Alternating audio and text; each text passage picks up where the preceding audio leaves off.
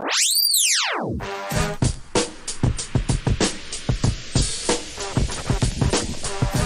time for the shop report with Barbershop J.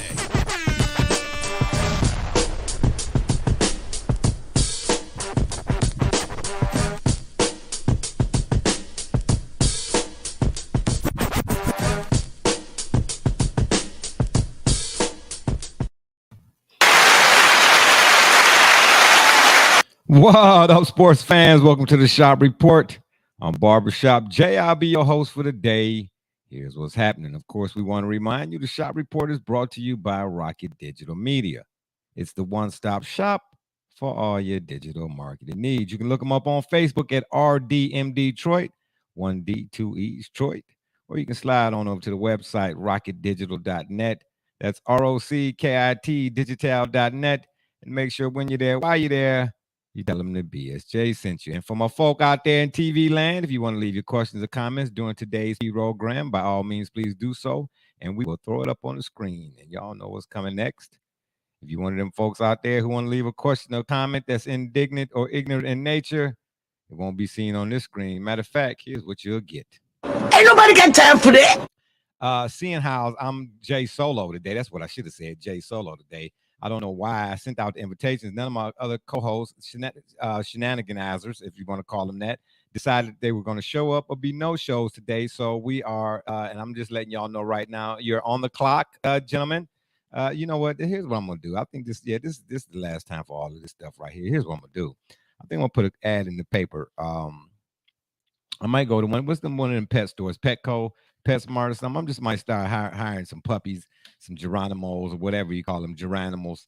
A couple of rabbits and things of that nature. Because I know at least they'll show up. You know what I'm trying to tell you? So seeing how I don't have anybody to introduce right now, and I mean, you know, everybody did get the memo. Oh, and TJ, if you're watching in the background back there, yeah, you're fired. Seeing how I don't have anybody to introduce right now as it is, and I'm pretty sure now watch. Once I get to rolling right here, you know, 100 minutes in, right before it's time for us to sign off, then everybody on my screen, everybody going to pop up. Boop, boop, boop, boop, boop. That's the little sound they make when everybody want to join the platform. Oh, we got a couple comments. Oh, I mean, shout out to my viewers. You know what? Let me give y'all another shout out. You all are more consistent than the inconsistencies that are not consistent with my constituents and co-hosts. Did that make sense? I know, 35 cents. I know, yeah. We got a comment already rolling in. Let's see who we got here. Yeah. Oh, look who we got here. Oh, Mr. Lucian. Yeah, don't expect me to come bail you out. Not this week. You know what I'm saying? Paging Mrs. Alva. Yeah, unbelievable. Yeah, anyway. I'm glad somebody's tuning in, you know. Anywho, yeah, because I don't have anybody to introduce. You know, I was already set to do my 1, 2, 3, 4, 5, 6, 7, 8, 9, 10, but I guess they don't want to be my friend. Anywho, we're gonna start the show. Our first item on the menu is the Gridiron, and for today's portion of the Gridiron, we got some college football news and notes. Okay, you know what? This is the reason why I think I'm solo right now. Okay. Because y'all been watching these programs these last couple of weeks. We've been talking about Georgia. There's been a lot of talk about the Georgia Bulldogs. And there was a couple of folks on here. What's my man that be sitting down to the bottom left? Y'all's my right. No, my left, y'all's right. I guess I have it that go. Well, what did I call him? Knuckle McForehead. Yeah, that guy. The guy who every time he joined us from wherever he work at, you know what I mean? We can never see his face fully. You know, we always got to see his forehead with that handlebar, the 2 knots right there on his forehead. Yeah. Oh, man, yeah. They lost 15 starters on defense. Georgia did. They lost 15 starters. And then, well, he wasn't the only one. You know, there's another guy up north, Joey McCarloftis Purdue, whatever they call him, Lucia. I don't know. Him too. Yeah, they lost 15 starters. Well, let me tell y'all something right now. You know, and this is one of the problems I have with rankings, you know, in part, but we'll get to that in a minute.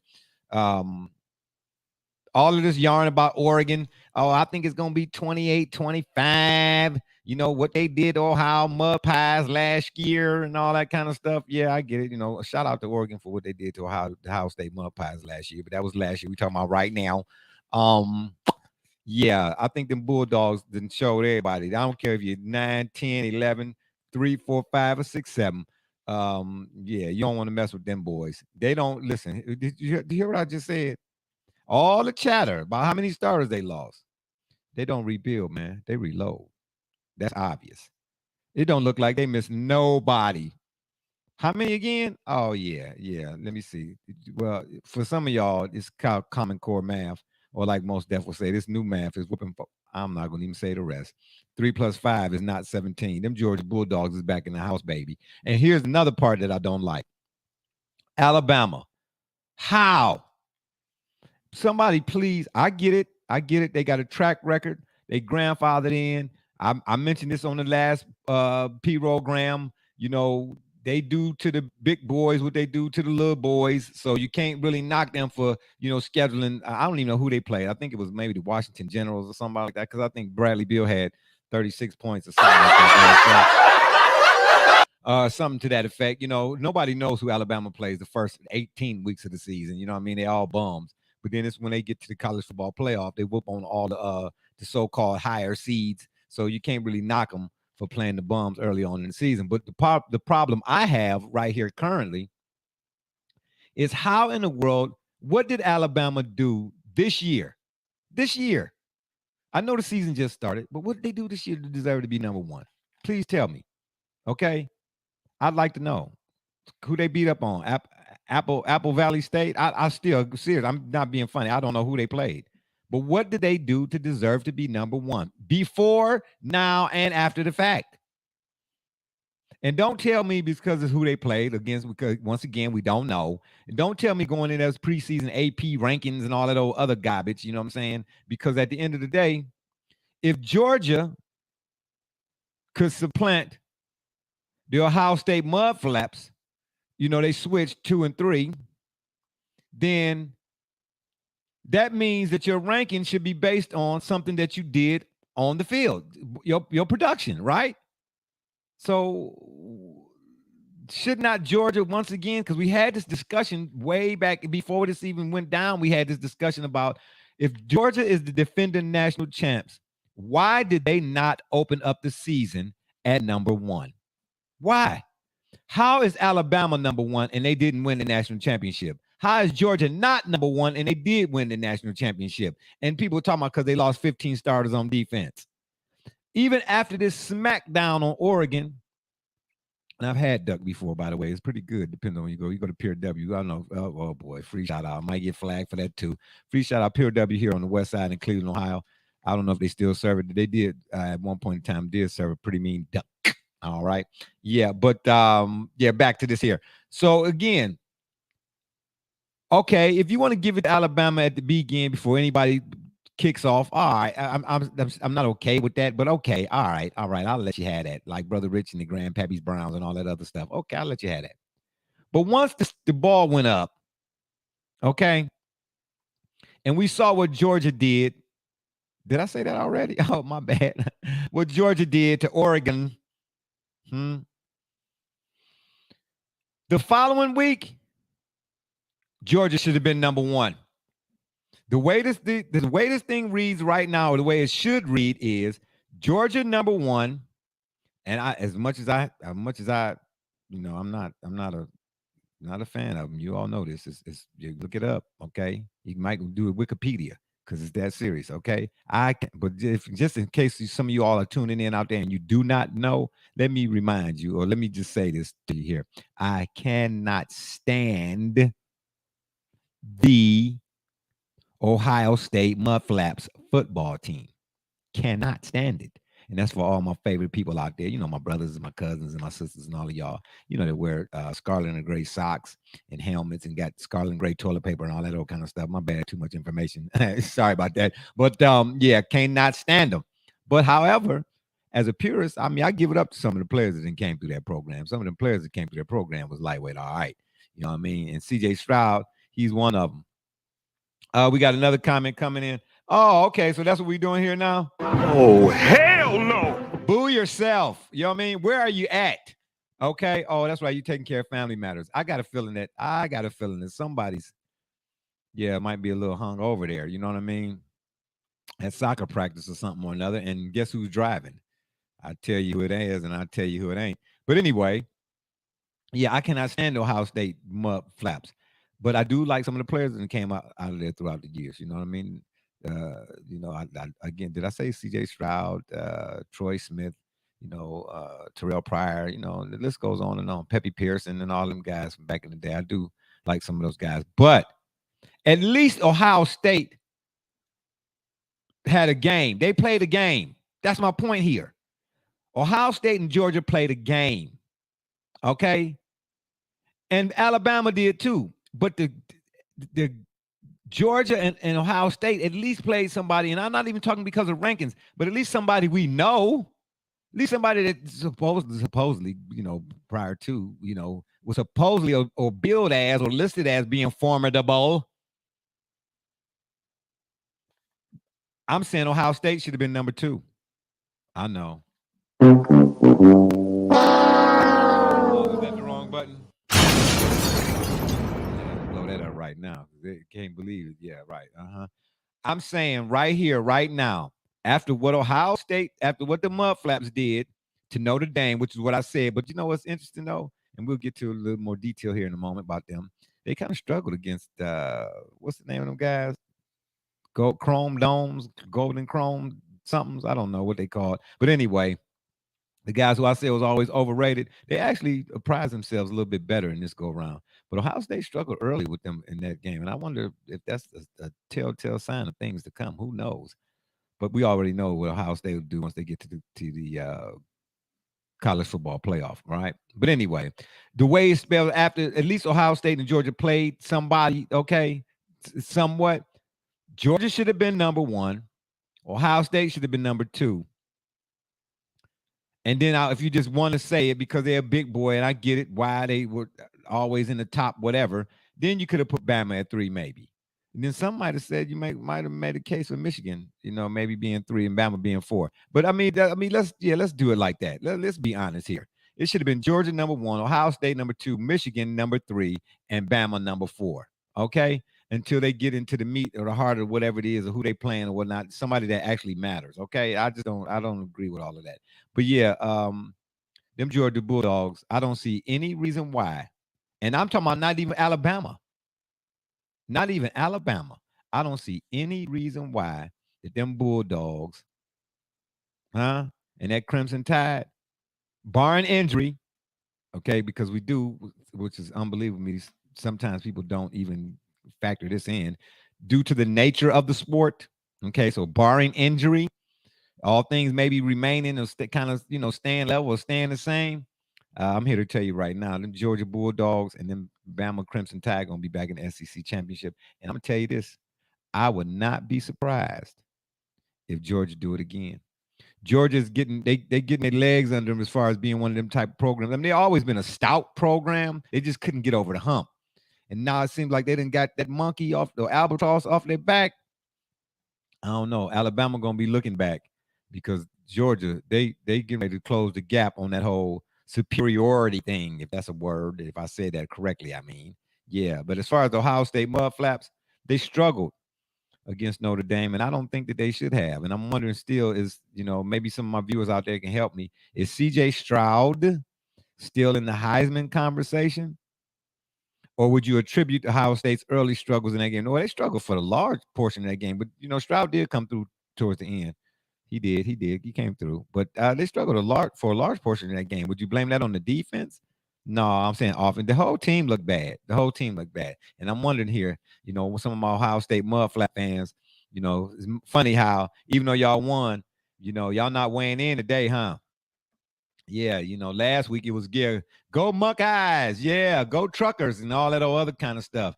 You know what I'm saying? Y'all barely escaped the Chrome Dome, Golden Domes, and now all of a sudden y'all want to sit back like, oh yeah, because y'all know it. Y'all know, y'all can feel it. I could see y'all heart. Yeah, I can see your heartbeat. I can see your heartbeat. Yeah, it's coming. And then number 4, Michigan. Well, let me back up.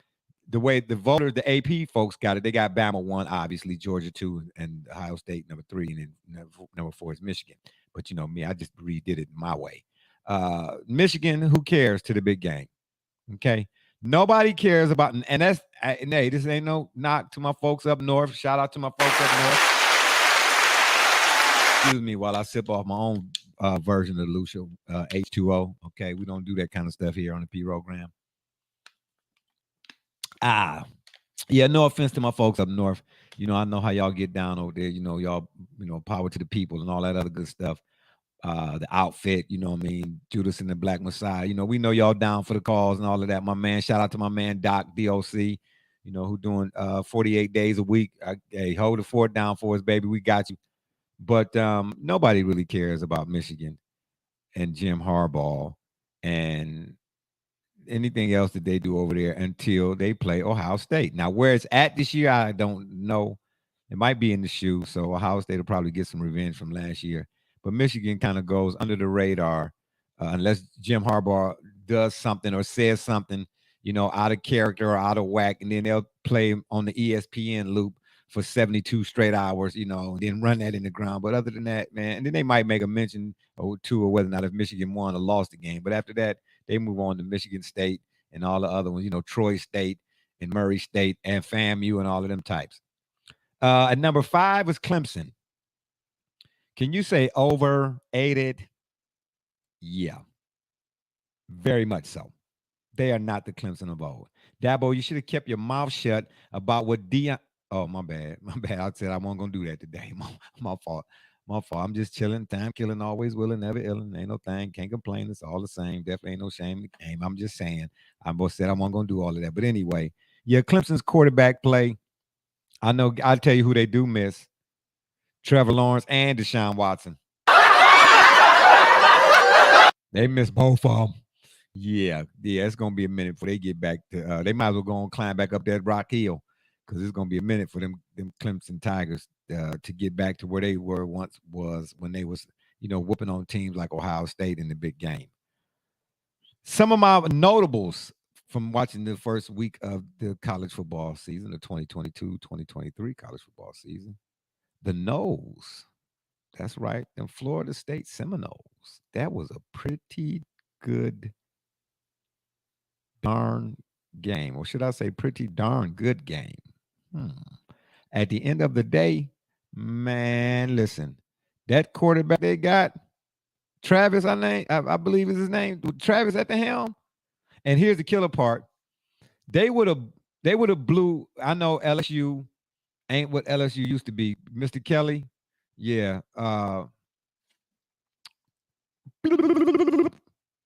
Because that's what you're getting ready to be doing. You're getting ready to be looking for another job here. Kelly well, we'll get to LSU and Kelly here in a minute and why he don't fit, in my opinion.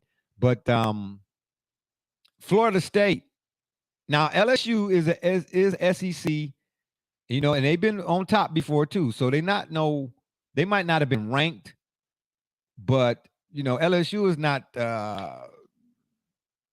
who's the team that my Canes played? Bethune-Cookman. No offense to the HBCUs, I get it, but come on now.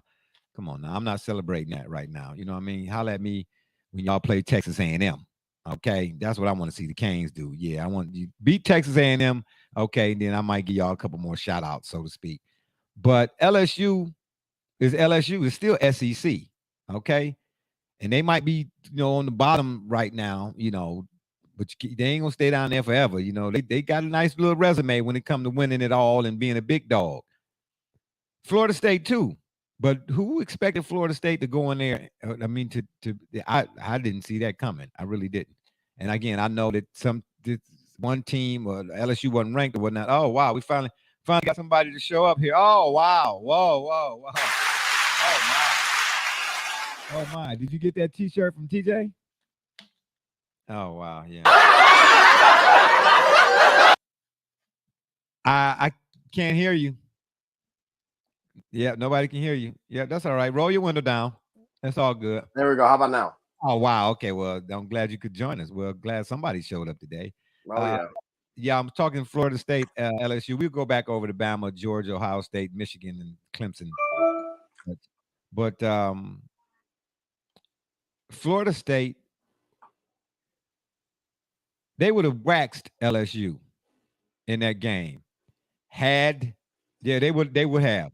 Had they not had 2 unnecessary penalties on that one drive that gave Florida State, I believe, their 14th point. Yeah, because it was 10-7, I think, for a little bit. Because they had all the momentum. Florida State had all the momentum. Yes, they did. Yeah, they did. Yeah, they did. You got to go back and watch that game. I watched that game from start to finish, bro. Florida State had all I the was momentum. watching too. Yeah, and then that guy had to roughing the quarterback or whatever that was. Mm-hmm. And it was a some type of pass interference or something, holding or something, whatever. They had two 15-yard penalties back to back, which made in the end gave LSU a little bit of momentum or whatever it is, and they kind of caught up to the end of what, and then they misplayed it towards the end. When it was all said and done, they barely escaped when they should have been. It should have been like 31-10, 31-17 or something like that, in my opinion.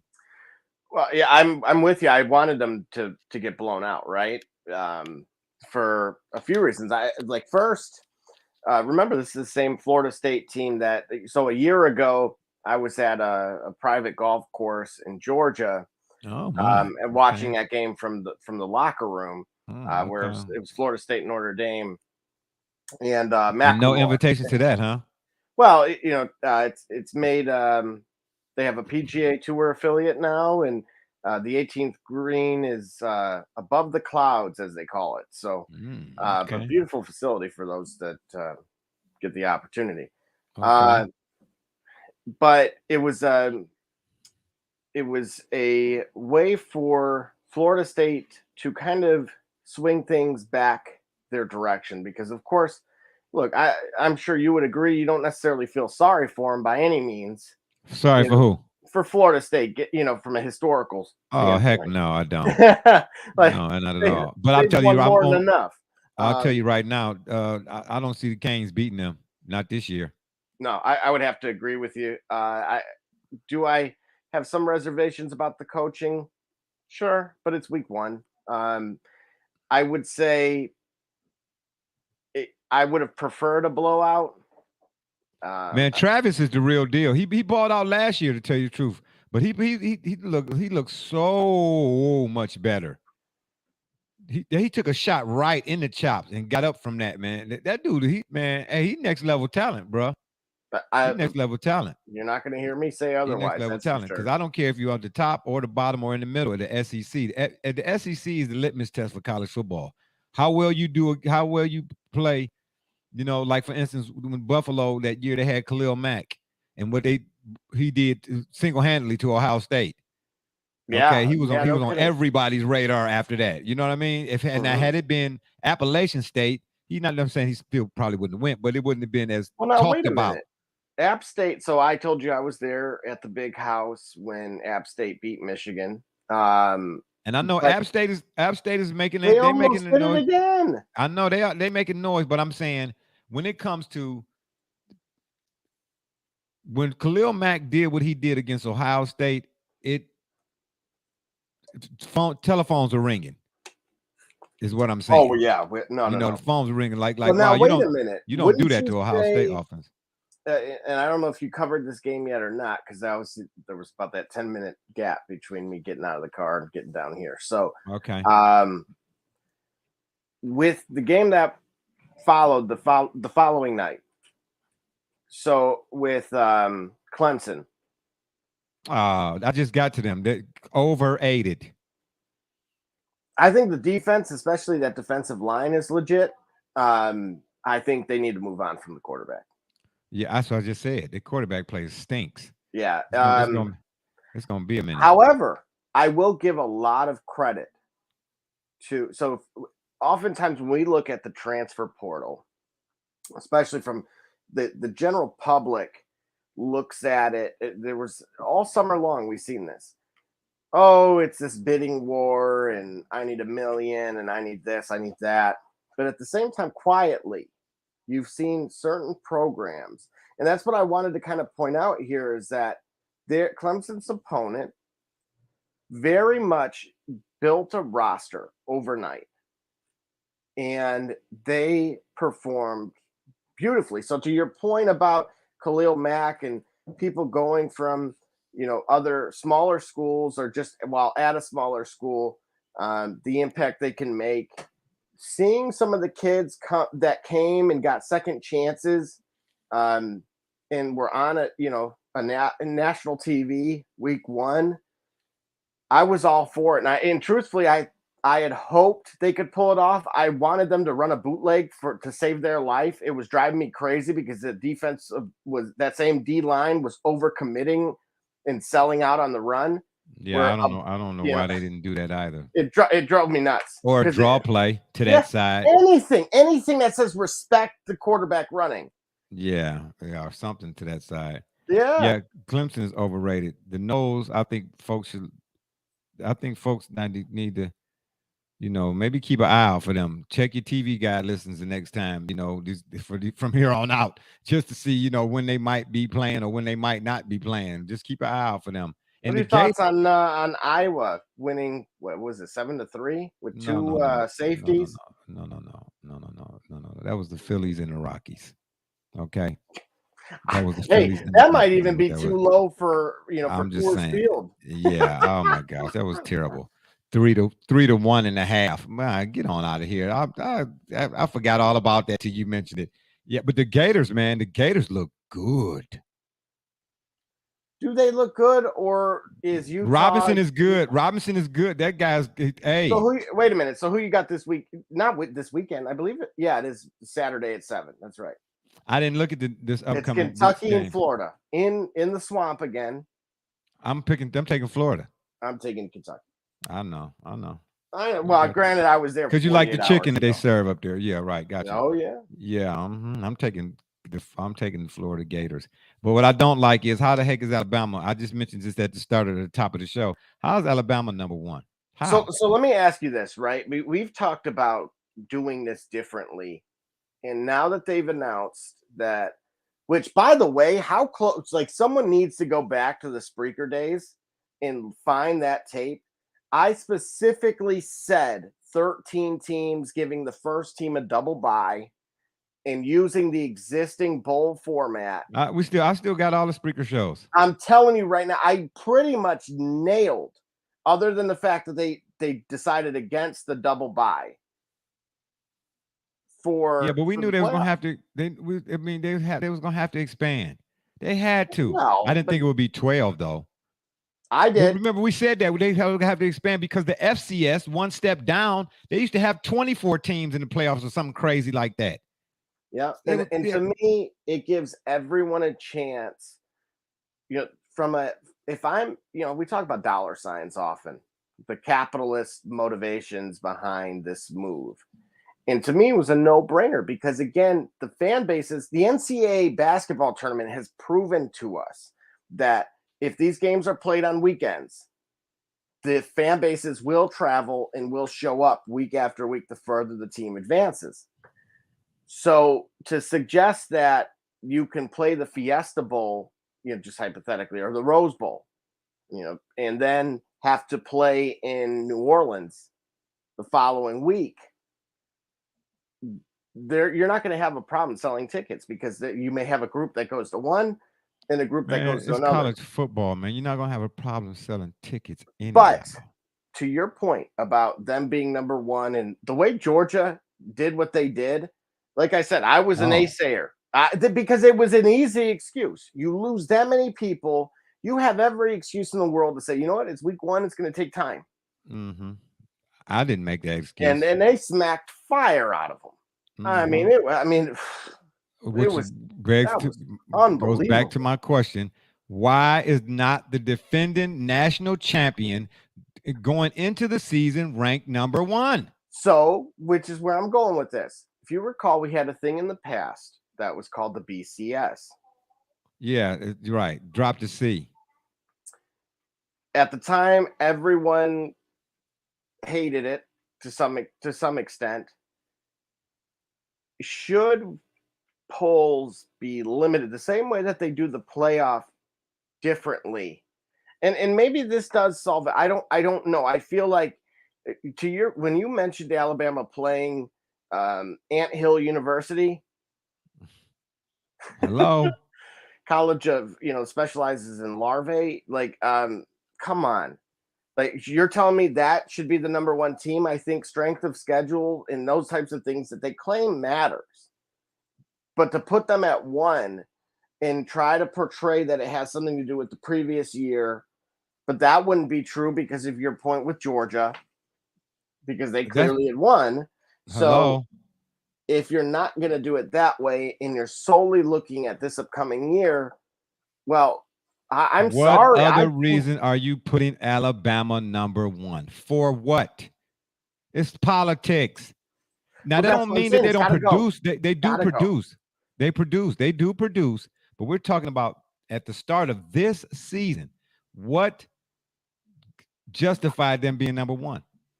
And then if you want, and then I said earlier, okay, if you want to give them the pish posh, wish wash, and all that other stuff prior to a game being played, okay, so fine. I won't split hairs on that. All right, fine. But then after once the ball went up and the first week's contest were done, then automatically Georgia got to be number 1. I think now with it being at 12. What being at 12? The playoff itself being at 12. No, they're trying to get it. No, that's approved. It's just not going to happen until 2024. Right. Okay. Right.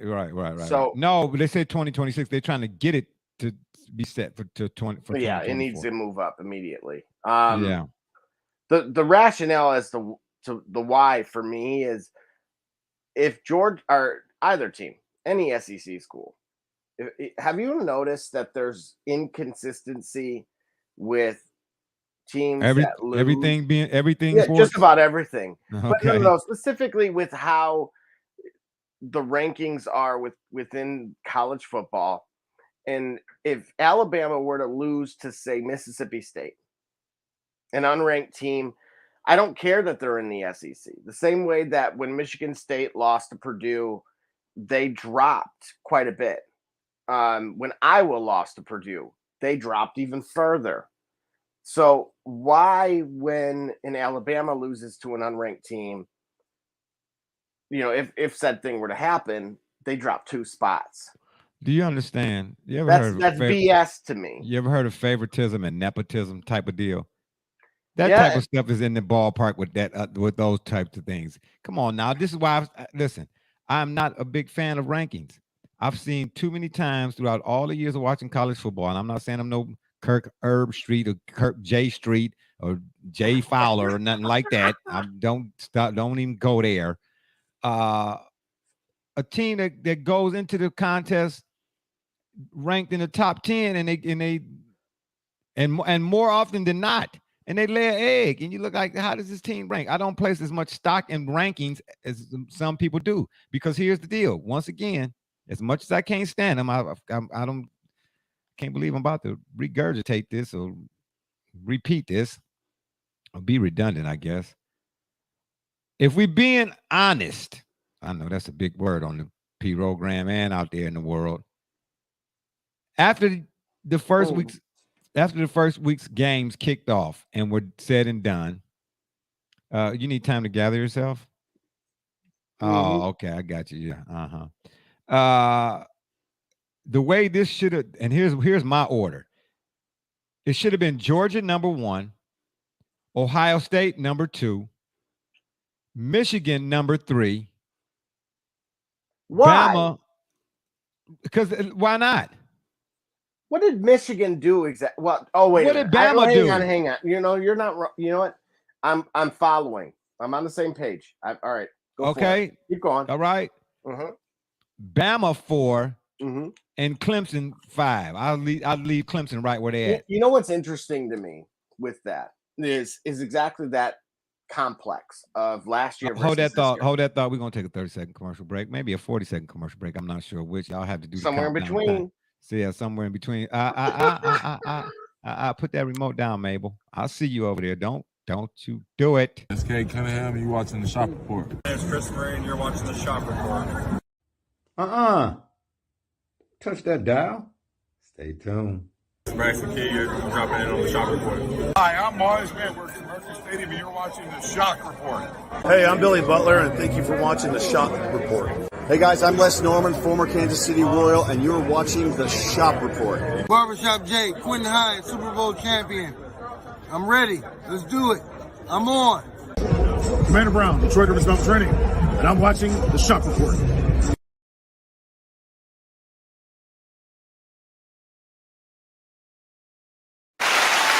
All right, we're back. What were you gonna say? You know, Commander Brown was actually parodied on, and I know TJ will love this, on Saturday Night Live over the weekend. Oh, really? Yes, I couldn't believe it. Shout out to my man, Commander Yes, Brown. Commander Brown. Shout out to Commander Brown. Yeah. Yeah, he's a cool character. I had to get up there and catch up with him, man.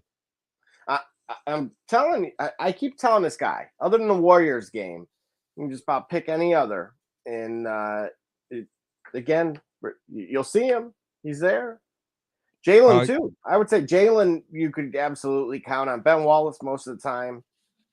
Yeah. Here we go. Yeah, I'm gonna have to get on Big Ben, man, for not giving us a drop. Oh my! I don't think Ohio State had a good opponent out the door. That alone was a step. Man, Notre Dame. Oh, stop. You usually be coming with the good ones. That was Oh, don't let his haterade. Huh? Don't let the haterade in you. Notre Dame is a good opponent. Notre Dame is a good opponent based on what? Well, the same reason Alabama's number one. No, go stop it. Cut me in or cut it out. Did you really try that? Did you really just try that on national TV? Oh, I can't believe you just did that. Ohio State had a good opponent. Well, man, now, listen, don't make me pull up Notre Dame. Well, considering don't make me pull up Notre Dame's record when it matters. Stop. Man, because Notre look Dame at Alabama played Baker College. Okay, listen. Okay, Balloon Baby School. Okay, well, for that. Okay, well, I just said that. Okay, so yeah, Notre Dame is a better opponent than Algie State, obviously. Okay, nobody knows where Algie State is, so I get it. Notre Dame is known, Algie State is not known, but that's as far as it goes. But when it comes to Notre Dame being a good opponent, man, stop it, man, please. The only thing to make Notre Dame good is the fact that they got their own TV contract for NBC. Notre Dame ain't been done. I guarantee you, for the most part. I just can't believe what I'm hearing. Yeah, well, Notre Dame's no good. Ohio State's no good. Alabama's overrated. Notre Dame will possibly go undefeated the rest of the season. That way, will prove my point. Absolutely not. Notre Dame would do what Notre Dame. Notre Dame would do what Notre Dame always do. They should have a matchup with Florida State. Man, Notre Dame is trash. Stop trying to make a second. Man, come on, man. Stop trying to make a case for Notre Dame, man. I hate them. I hate them. I have to. Man, Notre Dame is garbage. I'm just saying. You just said Florida State's for real. So I said Florida State is a team to keep an eye on. I said keep an eye on. Stop. Oh boy. If you're gonna here we go. Requote me, get it right. How do you do, by the way? They didn't play nobody. I mean, I'm not getting caught up in all of that statistical, analytical, collectical. Man, stop it, man. Notre Dame playing Marshall. Of course, they're gonna go probably undefeated the rest of the season. They played California after that. My gosh. Then who do they play? UNC. Wow, who just lost? Almost lost. Yeah, almost lost 63-62. Then they play BYU. Yeah, wow. Woo, scared of BYU. Then they play Stanford. Then they play UNLV.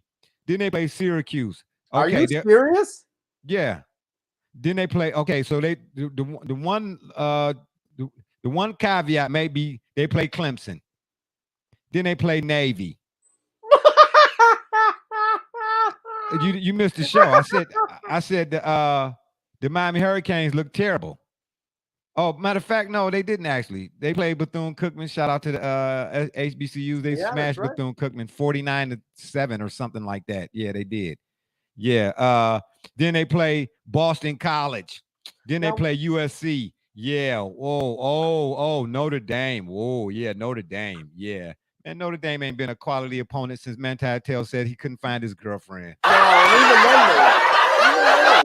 even look what happened that year. What happened?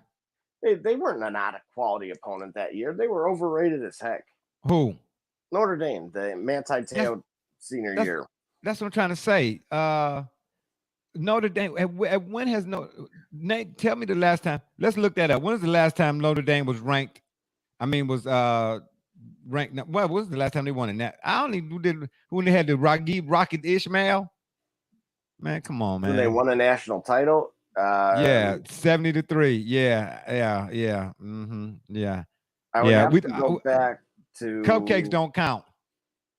Cupcakes don't count. Not in my book. Cupcakes don't count. Cupcakes don't count. See, then does the NCAA have a problem? Do they need to kind of cut these preseason games? What are you telling? They're not going to do that, man. It's dollars attached to these games. Well, okay, but then you know what? Then start the season earlier then. Well, because you know what, this week 0, I get it. We had a week 0 game. To me now, you should start going backwards, just by default. If we can only play who's in front of us. Well, then either leave your conference or make no, they have stronger opponent. No, we chide and criticize, if you would, the cupcakes and so on and so forth, but they have to, because there's money for those schools as well. When Alabama plays Algie State, ain't no telling how much more money Algie State gets for playing Alabama. Like $1 million or $2 million. Yeah. Yeah. Okay. Whatever it is, it goes a long way to helping out their sports programs and whatnot. So in that instance, I understand that, but I don't have a problem with it. But then I'm not. Well, and that's the troubling part of trying to establish some sort of solution, because obviously you don't want to see a more competitive, almost Champions League-esque group. That's what we said earlier. The way it should have been Georgia number 1, the Mud Flaps of Ohio State number 2, Michigan. Who did I say number 3? You said Michigan. Yeah, Michigan number 3, and Bama should have been number 4, if they even should have been. Yeah. Well, we know that. We know that. I knew that from the Notre Dame comment, buddy. Yeah.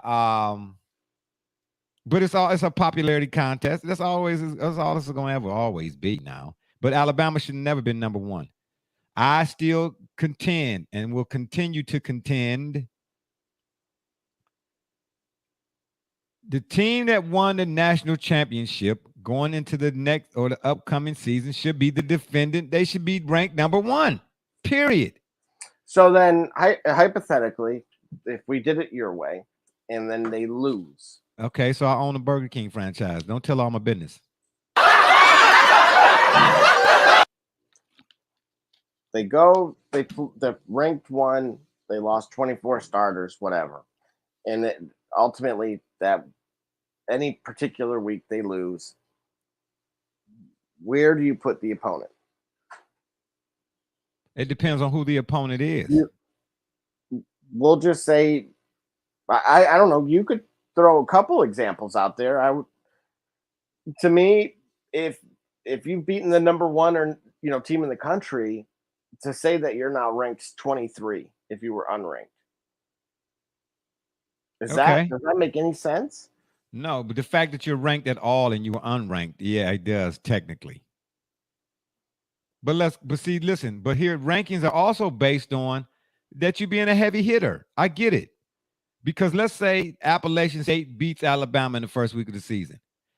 Do you really think Appalachian State should catapult to in the top 5? If they could really on a 5 times out of 7 beat Ohio State or Georgia? It's not about the 5 out of 7 times. It's about the one time, because they're only playing that one time. Now, could you ultimately see a rematch, especially as this thing expands to 12? Exactly. Sure. And then they'll get I'm gonna tell you right now. How else are you gonna get variety, real variety, without having a true kind of spin cycle?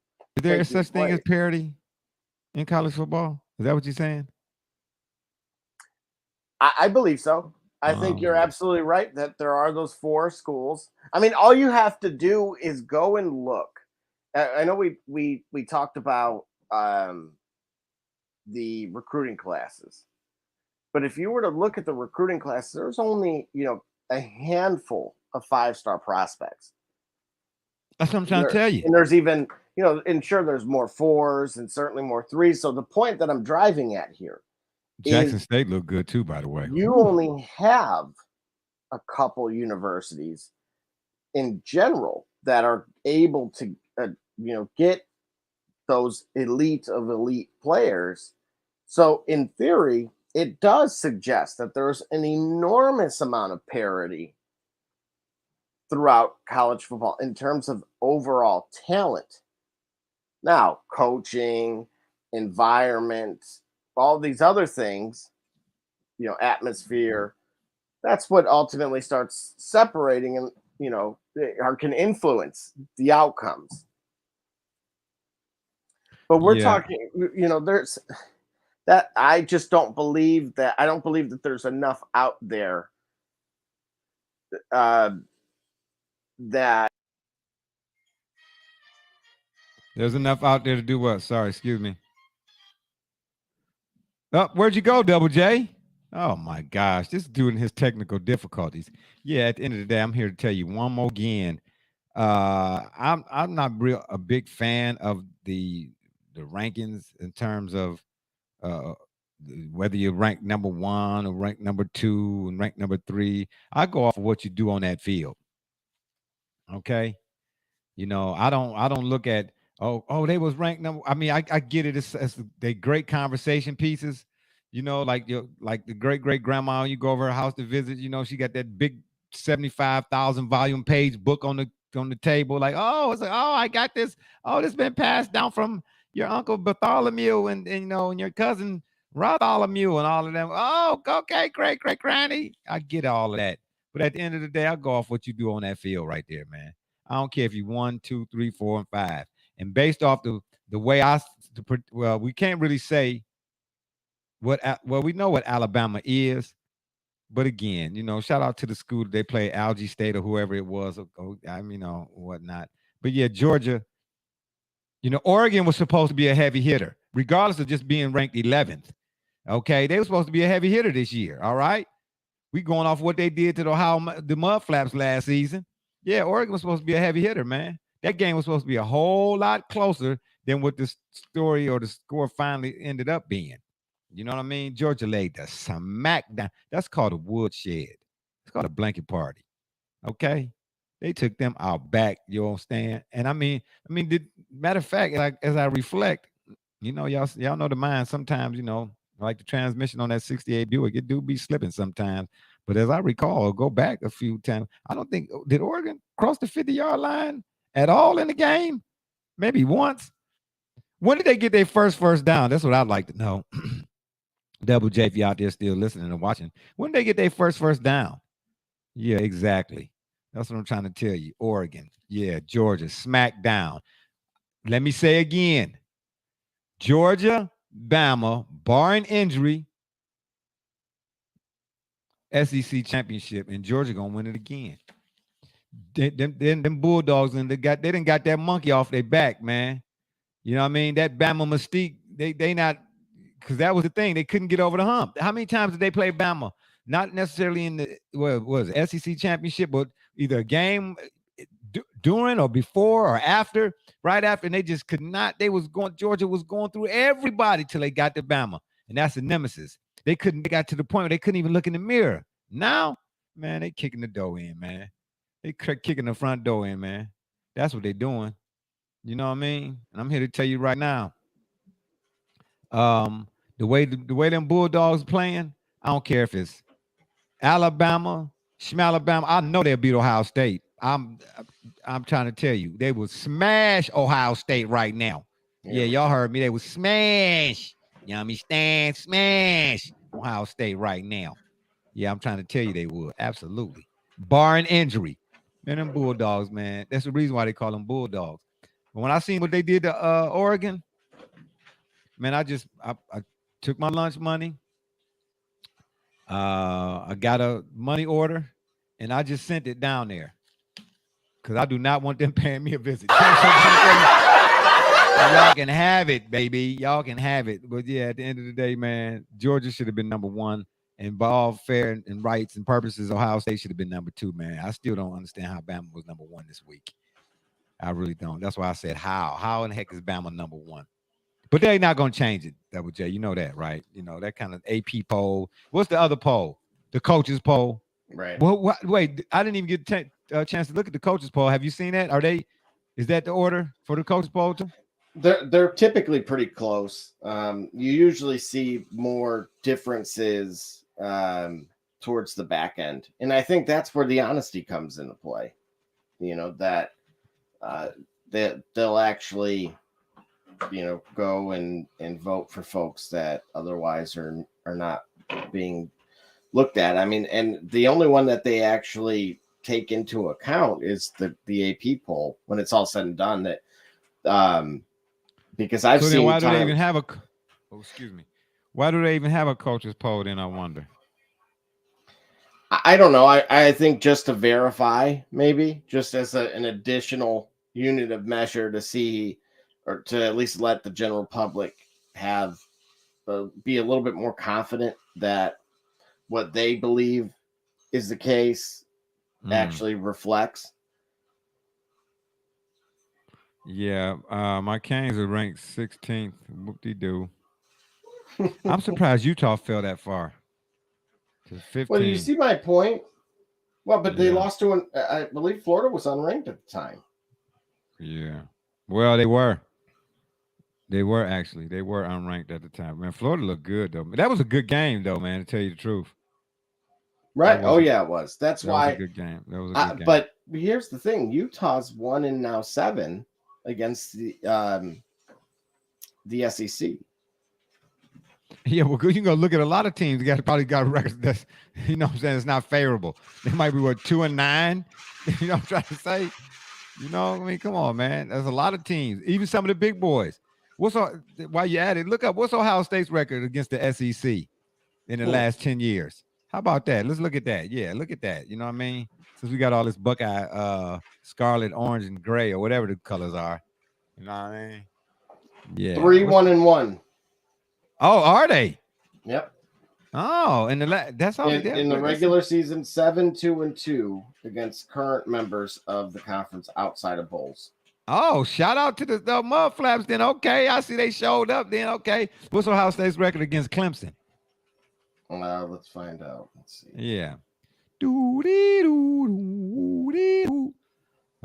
Terrible version of the Jeopardy music. Sorry about that, y'all. Yeah, but at the end of the day, man, Arkansas looked pretty good too. Arkansas looked real good. Against Cincinnati, I thought. Yeah. I mean, they did what they were supposed to do. Yeah. Yeah. I struggle with that one. Like I said, we've both been to Fayetteville. The outlier this year is Texas A&M. Well, they got to get that. I believe the quarterback that they lost to suspension? I don't know, but I know the Canes play them this year, and I don't see my Canes faring well there either. No, Texas A&M is legit. Yeah, my Canes gonna take an L. So let's just sum it up right here, right now, for all the people out there watching and that's not watching and didn't fell asleep already. The college football playoff right now, as it stands, is how many teams in the playoffs? 4. Then 5 and 6 get the next best bowl, right? Correct. Okay. Right now, we already know it's going to be barring injuries. It's going to be Alabama, Georgia, Ohio State. Of these teams I'm about to mention, who do you think will be the fourth team in the playoff? Because we might as well just fast forward to the end of the season. I want to see why play the game. Why? For what? Well, I'm with you. With the current format, it doesn't make sense. Exactly. Of these teams, which one do you believe will be the fourth playoff member this season? Clemson, Michigan, Texas A&M, Oklahoma, Baylor. I would say Notre Dame, but I won't. Oklahoma State, Michigan State, USC, Pitt, Florida, Kentucky, or Texas?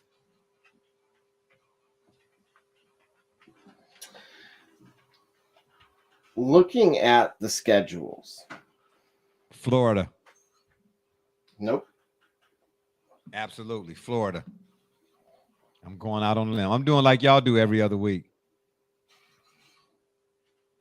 Yeah, Texas A&M look pretty good. Team... They got talent everywhere. They do. D-Rock, shout out D-Rock. What'd you say, Double J? I'm going to go with USC. Ow! Seriously? Because they coming to the Big Ten? No. Man, you know what's no. Honestly, actually, if they were in the Big Ten, I would actually say absolutely. I'm with D-Rock. I'm gonna go. I'm sorry. Go ahead. Well, yeah. I mean, I think Texas A&M would be the easy selection. Yeah, but remember, they play Alabama. Where though? Where do they play Alabama? October. No, not when. Where?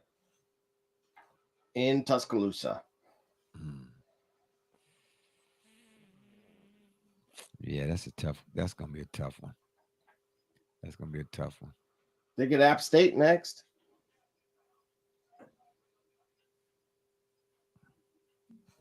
D-Rock, at least D-Rock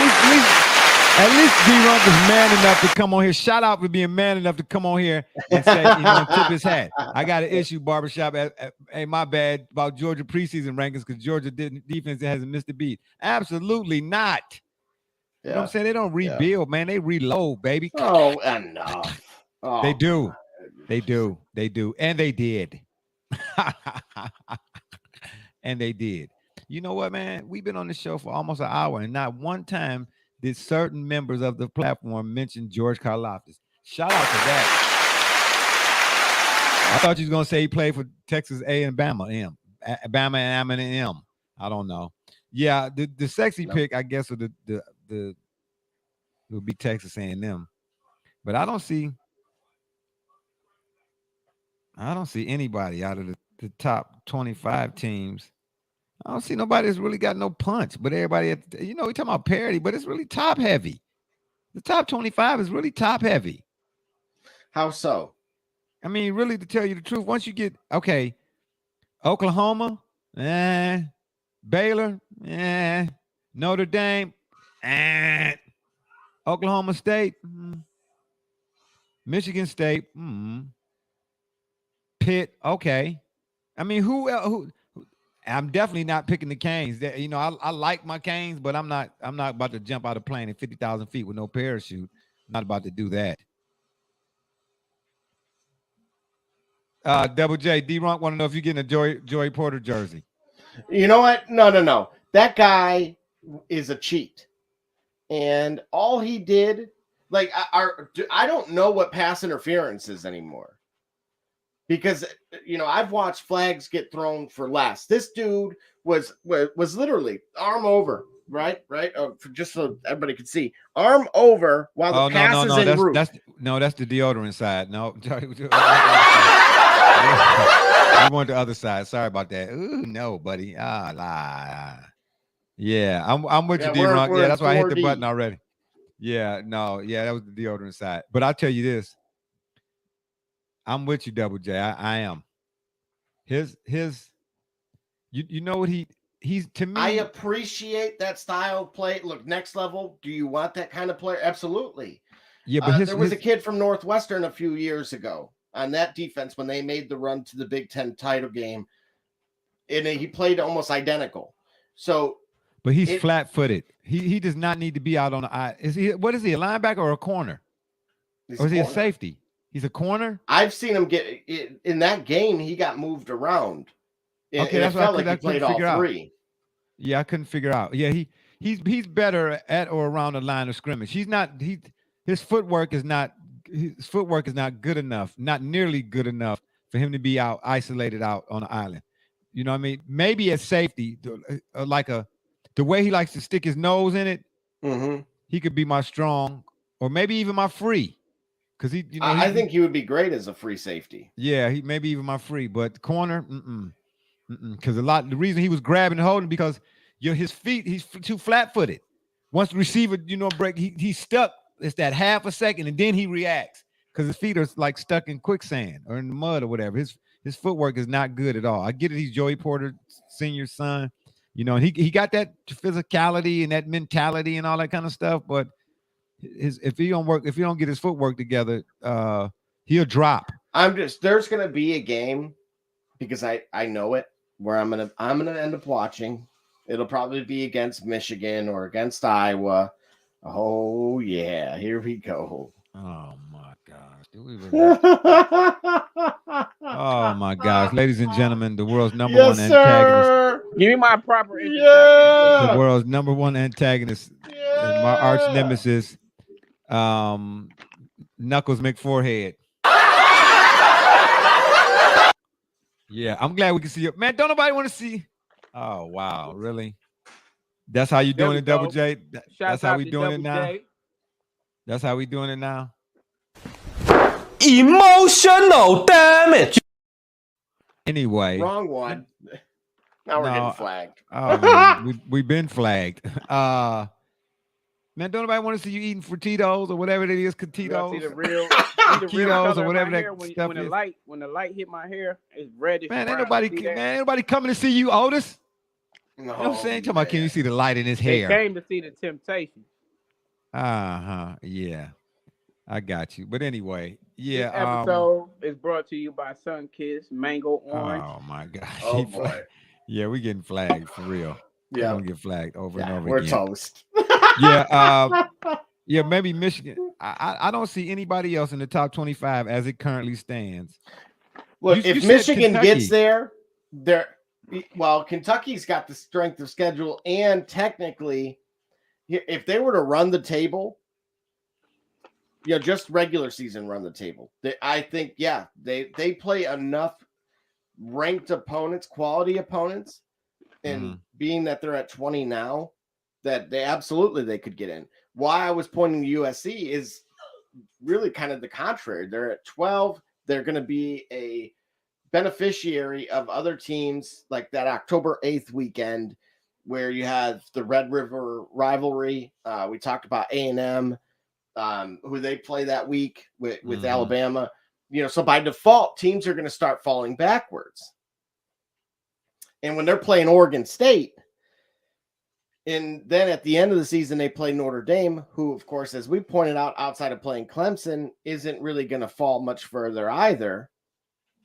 Just given that, again, strength of schedule. There's again, victims of circumstance. So someone like USC that has two ranked games, one in the middle of the season against Oregon, one at the end of the season against Notre Dame, can simply continue to move up and then validate themselves by being the Pac-12 champion and having at least deemed one quality win, depending on what Ohio State does. Because TJ, I don't know. TJ, okay, right now, let's say the college football playoffs was today. Barring injury, you got Alabama, Georgia, Ohio State. Who's the fourth team? Of these teams I'm about to mention, who would be the fourth team that you would put in the playoff? And then he goes out. He's the doggone Tito. Oh my gosh, this is unbelievable. I got a phone call, and it's one of my. I don't say it on. Listen. We don't need no more. No, please, not from you. All right, baby mama. Yeah. Anyway, go ahead. Gosh. Oh my gosh, Oregon won't be ranked by the time USC play them. Yeah. Are they ranked now after what Georgia did? Yes, they fell to like 24. They should have fell to like 95. Right. Look, Oregon plays Eastern Washington, BYU, Washington State, Stanford, Arizona, UCLA at home, Cal, Colorado, Washington. They play Utah. No, then Utah. What about? Oh, they don't play. What about the Harlem Globetrotters? Do they play Harlem Globetrotters too? They might as well. Tell me the Globetrotters 4 teams after the top 3. You said. Yeah, I said I'm gonna name some teams, and you tell me who will be the fourth team. Clemson, Michigan, Texas A&M, Oklahoma, Michigan State, Pitt, Kentucky. It would be Clemson or Texas A&M. You think so? Yeah, automatically. They need to hurry up and move this to that 12 team. You know? I'm about to say, man, because it's like it's a repeat every year. They do the 12 team. We ain't got to worry about nobody crying, because if you outside of that, that's on you. Oregon looked terrible. Bo Nix is fried. Yeah, I'm with you on that, man. Oregon looked terrible. Georgia laid the smack down. Oh, yeah, that's right. You was one of them ones. Yeah, you was one of them. They lost 1,500 starters on defense and all that other type of stuff. Yeah, you was one of the ones, wasn't you? Oh, no. Who they beat? They beat Oregon. Like I said, who they beat? The same team you said the game was going to be 28-25. Hey, who they beat? Oh, okay, got you. Yeah, they didn't beat them. They woodshed. That was a woodshed. Clemson or Michigan. The rest of those teams mentioned don't have enough to make it. Oh, Doc Jones. No, but this is what I'm saying. Look at Michigan's schedule. Michigan's schedule. I'm thinking Texas A&M too. Yeah, that's what I said. Barring injury. At Iowa, Penn State, 2 weeks later. Iowa, whoa. Are you talking about the football, Iowa, the football team or the baseball team? Okay, go ahead. Based on that showing. Yeah, Joe. Double J, you trying to make Iowa read in football? No, not after what I saw over the weekend. I'm with you guys. It's not the same.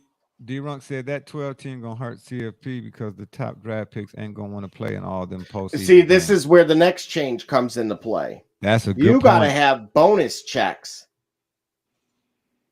for participating and winning and advancing. What do you mean? Who you In got? the NFL, you have playoff checks. That's true too. Doc say Iowa. Yeah. What So wait a minute, playoff you think because they making? they have Penn State at home. They have Michigan State at home. Nebraska stinks. Rutgers is horrible. Illinois is horrible. I'm trying to figure out how.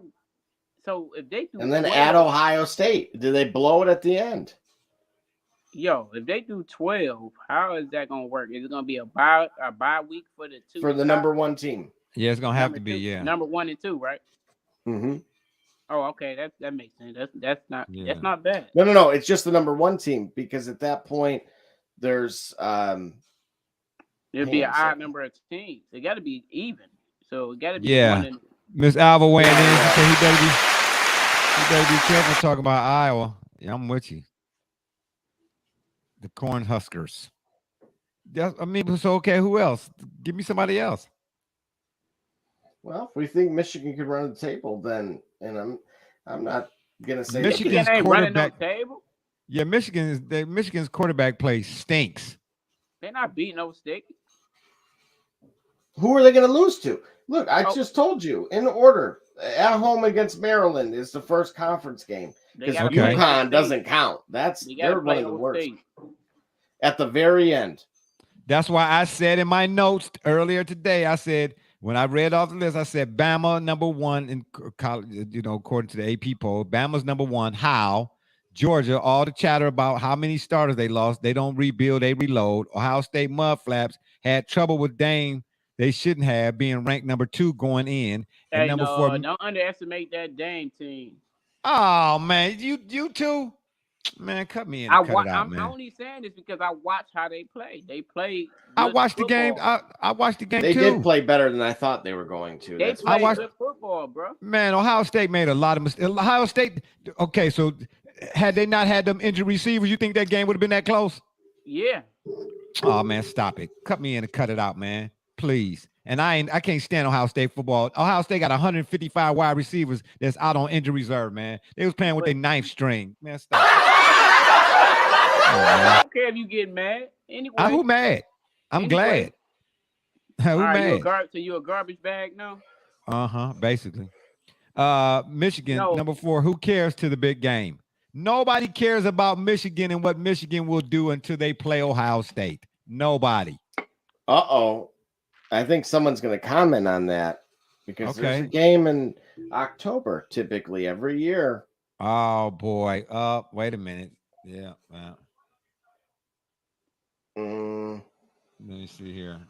Did y'all really show Florida some love? Anthony Richardson might be in line for a Heisman. Hey, man, D-Runk, shout out once again. He's going to take a hard L at home this weekend against a real team. Is that the team that played LSU? No, that was Florida State. The team that played Utah. No, so the LSU game. That's what I wanted y'all to talk about. Yeah, we just did. Yeah, that dude. Why that coach didn't go for 2 at the end? You just scored all them points to bring your team back just to tie. Come on, man. What sense do that make? No. That's the safe play. You have all the momentum. All the momentum. Listen, Double J, I would agree with you if your special teams wasn't trash all day. You're LSU. Why would your special teams be trash? They have been. The returner dropped 2 muff punts. They had. I'm telling you, like if I had a chance to win that game, but did the kicking game part of the special teams was that terrible? No. Yeah, as you can see. No, I'm talking about all game long. I mean, I don't know about all game long, but that's why you special teams lost them that game, bro. That's what but the that's kicking, a whole unit. That's a whole unit. That guy, that coordinator, or whoever they coordinator, if they got one in college football, I don't know, but they would get fired. You get fired, you losing us that game. You lose one game in college, your season pretty much done. No way you can go for 2 in that situation. Yeah, I just think I would have went for 2, man. I can't. But TJ, you do that's that. Why you eat Tostitos. You don't convert, right? Let's say it's the same outcome there. You can't be condemned for going for the win. You came all the way back. Yes, you can. Yes, you can. They absolutely get condemned because remember, in college overtime, you're starting off on a short field. That's where you're trusting. Oh, that's right. Yeah. Hey, you got to go another 90 yards, and I don't know. Yeah, that's right. That game, I don't know how I even got to that game because I don't really watch too much college football. I ain't even gonna lie to you, but it was on. I started watching it. Yeah. And I'm looking like, okay, they about to come back. It was like 20 seconds left or something happened. But why wouldn't you go? Why wouldn't you play for overtime? Why play for the win when you can play for overtime? That's what you play to win the game. You ever heard that saying before? Yeah, I heard. You play to win the game. Yeah, you look like Herm Edwards right now. You do. All right. Shout out to Herm Edwards, our version. Is a hell of a coach. Yeah, he sure is. That's why where he at now? He ain't where he at. He ain't where he was at when he made that comment. And I like Herm.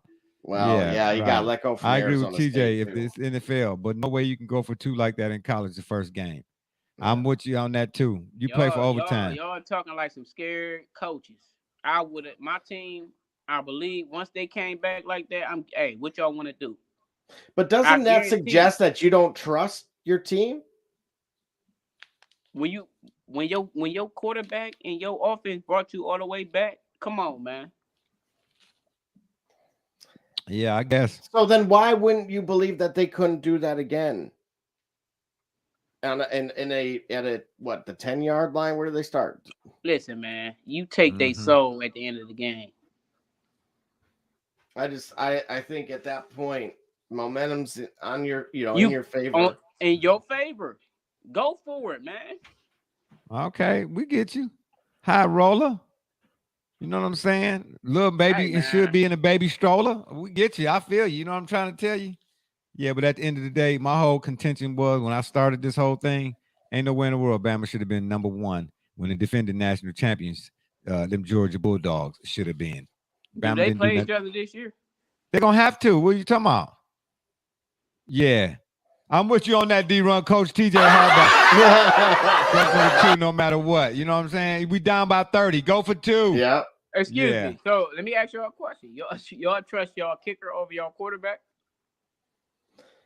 He's got to do. Yeah. You're still talking about trying to get 2 yards versus just kicking it over a line. College is way easier to get 2 yards in the NFL. How? 100 yards is 100 yards. When you add the two, you add the two. What is you talking about? College is way easier. No, it's not. You no, it's you not. have no, 11 not. people. No, it's not. In no, one it's not. with all within serious, man. that no, close. It's not. No, it's not. I would say that's no, it's more not. You're talking about football. Than the kick. You have period. more space with the kick. You at the 2-yard line, it get tight down there inside the 5. Exactly. It get tight. Box. Period. Regardless of what level scared, it is. If you scared and nervous, it's gonna get. Man, come on, man. I can't believe you just said that, playing, man. At the 2-yard line, it's the 2-yard line, period. Whether it's the NFL, whether it's the Australian Rules League, if you at the 2-yard line, yeah, there you go. Yeah, fade in, fade out. The 2-yard line, it's tough to get 2 yards in football, period. It's tough. That ain't no guarantee, man. Yeah. How many times you done seen teams get stonewalled the 4th and goal, or get stonewalled at the goal line? That's why just look at Clemson for that entire first half, nearly until the turnover bailed them out. Yeah, exactly. Yeah, come on, man. 2 yards is not. That ain't no piece of cake. When you come back, I'd like to know how is it so easier to get it in the college as opposed to the we showed that one already, as opposed to the NFL. I mean, yeah, players are bigger and all that old kind of stuff, but when you bunched up down there on the goal line, yeah, we're gonna get him on out of here because I don't know. You still there? Hello, Paige. That's the last samurai. That's the last time we're gonna see him today. Oh, here you go. He's coming back. Oh, okay, gotcha. Yeah, yeah. But at the end of the day, I'd like to see who Bama. We're not gonna see real college. We're not gonna see real good college football until November and December. You know what I mean? No. I say give it a month. No, that October 8th weekend, you can tell just from the games that I read off there that there are already a couple, certainly top 25 matchups. These conferences are not playing. They're scheduling very conveniently, I think, especially in the SEC. I just don't understand why Georgia doesn't play. I get their SEC East, sure, but they conveniently seem to never really have to play Bama in the regular season. Even Notre Dame lost, that defense looked good. Now I'll get at the Dame's defense. Their defense did look pretty good, but I'm still saying right here and right now in that Florida State game that them 2 15-yard penalties, man, killed Florida State's momentum. Florida State had all the momentum in that game, man, and them two 15-yard penalties, they was back to back. Yeah, I mentioned that, D-Runk. That Jackson State game, they laid the smack down on Fam. They sure did. Fam gonna have to get them some new uniforms, man. I think so. Speaking of teams scheduling "quote unquote" cupcakes, who's scheduling Jackson State these days? Nobody. Where's their payday? That's interesting. Ain't nobody scheduling now. Don't nobody wants Nick Saban. Nick ain't doing it. He might do some Aflac, but he ain't doing he ain't scheduling them. He ain't scheduling that right Why? there. Why? You know what? To me, it's, if you recall, I can't remember who it was that Bear Bryant played before he changed his mind on integration within the Alabama football team. Oh, who was that? Was it Tennessee? Was it Bundridge? No, that was before. And you may recall after that, they took off. They went to a whole nother level again, which is what made him, added to his lore, if you will, based on, his performance. Yeah, I can't remember. Doggone it. And I know the team, but can't. Ooh.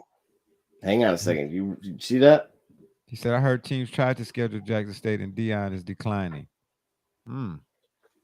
I don't know. I don't know about that. Hey, I don't know. You know why, D-Brunk? Think about it. What NCAA football, the video game, comes back out I think next year. Okay. That first year when you're starting a dynasty mode and you're inheriting the real team, you intentionally schedule a top 25 team, like 20 to 25, and then you're going to look at who's the outlier, who's the easiest one. He said, for a fact, North Dakota State. Yeah, that's FCS. Now, North Dakota State, they've been on the map in the FCS for a long time. Now, wait a minute. Hang on, because that's who Iowa played was the Jackrabbits. What? Yeah. But I'm just saying, North Dakota State, they not, that's Brock Jensen. Yo, you probably ain't hit the Brock Jensen. Hang on a second. Brock Jensen, Carson Wentz. Yeah. Oh, yeah. No. The Bisons. Yeah. Yeah, the Bisons. Yeah. But that's why I'm saying South Dakota State is the Jackrabbits, and they in Division II essentially are the cream of the crop. They have, as they is run Mount the Union table. in Division III. Right. So see what I mean? Like, I want to write Iowa off just like you guys do, but we talked about parity. Well, what's happening is a lot of maybe not top recruits, but a lot of this is a lot of good players. Let's say real good players are not going to big programs anymore to sit for 2 years. They're just not doing it. No, right. They just they going to smaller schools where they can start right away. Because you can get picked up anywhere. I don't care even if it's basketball. Antonio Daniels played at Bowling Green. Ben Wallace played at Virginia Union. Played at Tri-C here in Cleveland. You get what I'm trying to say? You don't have to go and sit at Kansas anymore for 2 years. And now once you get your turn, you only got 15 minutes to shine. I want to start right away right now. So that's why it's spread out. If you want to call that parity. A lot of, and they might not be top. I don't know how the recruit thing goes. Top 5 recruit or what, top 3 recruit, top 2 or whatever the case may be. But you might got some top 8, I guess, top 9 or whatever. You know what I mean? These guys are going to smaller schools and they showcasing their stuff right off the gate. You know what I mean? So Khalil Mack at Buffalo. We know that Deion's getting, it started with his son, and then. But does he think his team not ready yet or something? Well, that's the picture I'm painting. That let them get used to playing together, right? To D-Runk's point about North Dakota State, no different than South Dakota State. You played those teams, even though they're not technically D1 or if they're Division I, AA, whatever you want to call it. They are seasoned. Exactly. They are seasoned. That is, you were tasting every bit of the lemon pepper on there. Yeah, North Dakota State, #1 ranked team in the FCS, I believe. And I don't know that, but I wouldn't doubt that. And I would tell you this too.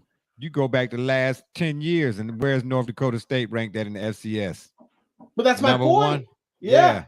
That's why I love that college when Herb Street and those guys, College Game Day, went to there. Because it doesn't make sense. Like you're supposed to. But that was the first time, I don't think. No, it was the first time in a while. Oh, okay. I was going to say because I got hit to North Dakota State when they played at when Brock Jensen played, and in the championship they played. It was a running back. The Browns got Terrence something. They played them in the championship round. The running back was on the other squad. The Browns ended up picking some years ago. And then Brock Jensen, of course, played for North Dakota State. Brock Jensen was nice at North Dakota State. I wanted the Browns to draft him. Let's see here. D-Runk saying, rumor is Deion said them teams need to play Jackson State. Jackson State don't need to play them. I don't know about that, D. I feel like Jackson State getting blown by a Power 5 school will kill all hype around them. That's possible. Well, it absolutely would. So that's why you have to have more than, and he knows that. Deion going to wait till he gets his recruiting up. Right. Got you. He's got a couple good guys, right? I think this is now their sophomore year, but he's got to be careful. No different than what you pointed out, that after that 3rd year, do they leave? Right. There at some point, push is going to come to shove where, all right, Deion, you've been talking all this mess. Like, come on and play somebody. If I were smart about it, I would take that same approach that I said I did with the NCAA football games, which is find your 20 through 25 and find the weakest one and get them to play you. And at that point, okay, I have better talent. I get it. I would love to see a home game at Jackson State with a Power 5 school. I would love to see someone go there. but I know for it to, or for him to go to a neutral site. But that's the only way you're getting those neutral games is if, it's someone worthwhile. Because again, that's about money at the end of the day. They couldn't go to a power. The Power 5 couldn't meet up with Jackson State, or Jackson State couldn't meet up with Power 5, and it ended up being 49-7. No, he'd be toast by the third quarter. Yeah, that wouldn't look good. Yeah, so at the end of the day, we're gonna see whether or not if Alabama stay at the top. I got a feeling, like I said, barring injury, all things being all things. One last question on the subject: could Jackson State beat Nebraska right now? No, I don't think so. I do. I watched Nebraska. They're terrible. Scott Frost would coach his way out of that game. Oh, okay. Well, that's part of the problem. All right. Okay, I forgot. You got to. Okay, you and Scott Frost got this love-hate, bare knuckle brawl, Budweiser something thing going on anytime y'all see each other. Oh my gosh, unbelievable. Well, we're going to move things right along, and we're going to get to the last item on the menu for the day, and that's our Hoop Central, of course, obviously, so we can get out of here and get some sleep. So wait a minute. I just want to point this out. Last year on National Signing Day, Jackson State's recruiting class was ranked number 79 in the country. So to D. Runk's point, I don't know what it was in 2021 or in 2020, but he did get you remember, he got the 4-star receiver and DBs. Remember the Florida State flip? Yeah. So, and of course, his son's playing quarterback. He was, I think, a 4 or 5-star himself. You have some gems there, right? No matter what, you just don't have enough. Yeah, I mean, you rank 79th. Yeah. That's why I said find someone. Find someone. He was smart in declining against North Dakota State, because not only would that have killed the momentum, he would have had everything to lose. Even if he would have won the game, the problem with the perception that he's created is that they're so far and beyond superior to everyone in their own conference that if he were to go against someone like that, it really doesn't do them any good. Yeah, it's the whole big fish in a small pond. Yeah, he's got to be very selective in who it is. Yeah, and of course he's got to be ready. I think every Power 5 school may look at it the same way, right? We have everything to lose here. If he beats us, he's the greatest thing since sliced bread. If we beat him, we did what we were supposed to, based on, just a historical philosophy. Hey, well, lay it all on the line, man. All this posturing and adjustment. Yeah, they need to. Hoop Central, thank you very much. Oh, yes, sir. Go ahead. Listen, I've been going back and forth with people about this ever since it happened. For all my viewers out there, my readers, my listeners, my watchers, and everybody else involved. Did the Cavs get fleeced in the Spider deal? I say yes. How? How'd they get fleeced? What does Spider Mitchell really bring? Are you serious? Look, I sat there and I watched him lose to the Pistons. Listen, you watched him. Really? Did you hear that? Did you hear what you just said? You watched him lose. Naturally, I watched him play. No. Rudy Gobert was there. Joe Ingles was there. Oh, man, please. From an offensive standpoint. Come on. We're talking. Look, I just had a conversation where people are saying that the Pistons are in a bubble, a play-in team. This upcoming season. Here's what I'm asking you. They just sacrificed their entire future. They were building something legit. Take Spider off of that Utah team. They are a lottery team. Yes, and guess what? They are a lottery team. I think the haul that they ultimately get from those two trades will position them to be better than Cleveland. Yeah, potentially in a shorter amount of time. Potentially. I think Utah has the higher ceiling. I doubt it, because you don't know what a draft pick. You have like 13 draft picks. You're gonna strike gold on one. Okay, but if in it's fact Danny Ainge, it's not like it's Joe Schmo out there. Okay, drafting these guys. Okay, that's fine. All right, that's fine. But okay, well, here's what I'm saying to you. It's no way in the world that the Cavs, with the team they had constructed, were they had the 4th seed in the East for a large portion of the season and ended up playing in the play-in. What happened? Because Darius Garland was getting trapped, and the teams figured them out how to trap him. They did not have another significant ball handler on the squad. If that's the case, if that team that the Cavs had as constructed as it was, then they would have been able to get over the hump. They were not. That team went from this to that. That same team. You're basically giving up 3 bench players for a 3-time All-Star. I'll get to the comments here in a second. For a 3-time All-Star and a guy who you cannot double Garland now. You can't trap him. You can't do it. Especially in late games. Is Garland a superstar to you? I don't. I know he's a hell. Excuse my French fries. He's a hell of a ball handler. That's all I know right now. But is he pass first?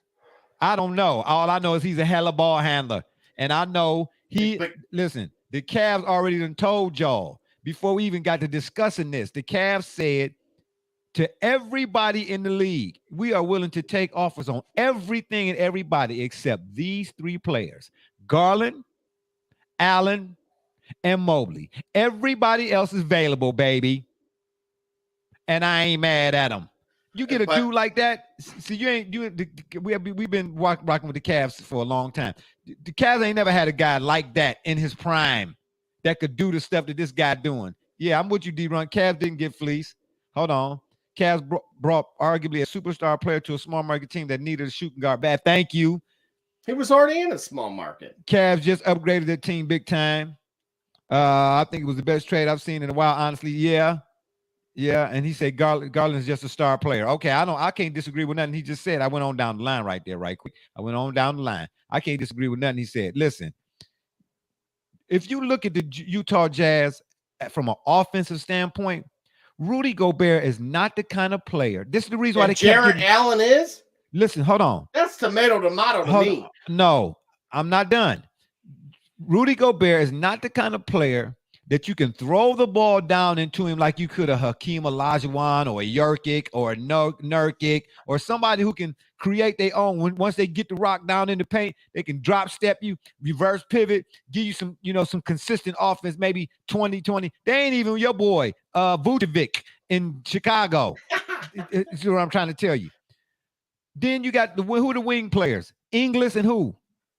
If Inglis's shot is not on, he's not in the game. Donovan Mitchell was the Utah Jazz's their Jazz's entire offense. Period. He was their entire offense. Period. What was Mike Conley? Oh man, did you hear what I said? A shell of himself. Man, Mike Conley ain't been the same since Zebo left, man. Come on now, let's be real. What about Jordan Clarkson? What's already understood need not even be explained. I'm not going to even answer that. That's clickbait right there. Are the Cavs better than the Bulls after that trade? It's hard to say, but I know this. I say absolutely. I say without a doubt. But you know why? Because who is the center for the Bulls? Vucevic. But who's the 4? Garbage niche. I don't know. Tristan Thompson. Oh, okay. Well, yeah. LeBron losing sleep at night trying to figure out how to get back to Cleveland. Yeah, I bet he would love that. I bet he would love that. Yeah, you can stay right where you at. Let him stay right where he at. We good. We don't know. We good over there. We good over here. I cannot believe people are saying, well, the Cavs shouldn't have gave up marketing and Ogbajogbi and all of that. Yes, because you just sacrificed your entire future. You're not winning it. You believe that group can win a title. That's what I want to know. Can they yes or no? Listen, with LeVert, and you still got Kevin Love and guys like that, Cavs can go 10 deep right now. Yeah, I think they get more deep. They can go 10 deep. What? They could go 10 deep, right? Okay, at least 9. They go 9 deep right now. 9 deep right now. I say 8. I'm not giving Kevin Love that kind of. Hey, listen. How about past his prime? Listen. What I don't get is, they're talking about giving up picks. What have we seen the pick do at the NBA level? You don't know what a draft pick is or is going to be at least maybe 2 or 3 years down the line. You don't know. No. What did Evan Mobley just show you? He just completely ripped that. He popped that balloon. Okay, and he's one out of how many? Well, look at He's Darius a rarity. Garland. Look at Garland. It Garland took him a little bit because of Sexton. Sexton was getting in his way. Cavs didn't give up anything that mattered. Let's be for real. That's what I'm trying to say, man. What is their future? Their future. Oh, they were building a better core. Wow. Yeah, shout out to Anthony Bennett. Yeah, exactly. That's what I'm trying to say. They were building a better core. How much better could your core be than Donovan Mitchell, Garland, and Mobley and Allen? How much better could your core have been? Is that enough to get past Giannis? You don't think so? I'm not. I didn't say either way. I'm asking. You don't think so? I'm trying to tell you, absolutely. Yeah, with Middleton? Absolutely. Because here's the deal. People talk about Okoro in the starting lineup and such. Donovan Mitchell, when you get to the playoffs, the object is to make your defender work. You have to make him work. Who did the Cavs have prior to Donovan Mitchell getting there, other than Garland, Mobley, and Allen, that could make a defender really have to work to really have to defend them from an offensive standpoint? Nobody. Okoro ain't doing it. Marketing is sometimey. Seti Osman, Dean Wade, Cade Wade. Yeah, okay, got you. Yeah. Osman. Is he still there? Yeah, Everything the Cavs lost, they can replace in the second round in free agency. There's no money left. No money left. You're not doing that. What? There's no money left. All right. Okay, got you. They still got Karis LeVert. I'm good. I'm good. Look, I agree right now that LeVert being there is huge because prior to, he never should have gotten shipped out of town to begin with from, I think it was Brooklyn. Donovan Mitchell's a big time thing. I'm so glad you italicized. Is a big time player with a bunch of playoff experience. They needed him. Yes, they did. More than a pick that you don't know what he's gonna end up. And I do believe that I do right away. I'm gonna say they're better than the Bulls, of course. But what was my big issue with the Bulls was depth, like real depth outside of that big three. The Cavs don't have depth. In comparison to Chicago, absolutely they do. Because I don't even think Chicago has a real starting 5. They have 3. Okay. 3.5. Okay, so can they get past Giannis and them? Well, I would say Boston proved that you can. And I think Miami was and should have been the team to beat. Because they had the most, speaking of depth, they had more of it. Now, is this reloaded? I don't know. How else would you say? How would you summarize Brooklyn? Can they get past the Nets? Because we've just written them off entirely. Well, because they don't run offense. They just run ISO. They're talented, but they're not a team. So we don't know yet. But yeah, from a talent standpoint, no, it's gonna be tough to get past the Nets. But I'll say this. Outside of Kyrie and KD, could you say KD maybe? The Cavs potentially backcourt would rank where? Amongst East or West? Well, it's not better than Golden State. Okay. Would you say that, though? Clay is a shell of himself. After tearing his knees up like that, man. I do think, they're on their way out. Would you say they're better than Phoenix? Yeah. Well, right there. You said the backcourt. You said the backcourt. That's what I'm saying. Yeah, you talking about Chris Paul and Booker? What's the face? Yeah, and Booker. Heck, absolutely. They right there. I would say they're better than Mobley take that next step. The sky's the limit. He said, "I would say easily top 5. You got 2 All-Stars." Okay, that's what I was looking for. There it is. Easy. Easy. I just don't know if Garland's truly a pass first. Remember, these are two ball dominant, from what we've seen, two ball dominant players. Okay, but you have one guy who can play off the ball. Donovan Mitchell's a ball dominant. To say Donovan Mitchell is a ball dominant player without including why he was a ball dominant player is almost like ambiguous. He was ball dominant. Why? He had to be in Utah. He had to be. So what about Maxey and Harden? What do you mean? What about Maxey and Harden? Garland and You see, I would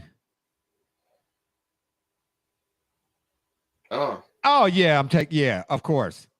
I was, and the reason why I hesitated is because I was thinking of Maxey. Man, please, James Harden playing. Come on, man. Well, right, we know that. Yeah, James Harden, depending on which Harden gonna show up, the hooker or the excuse me, I shouldn't have said that. Sorry, I'll flag myself. Anyway, oh, man.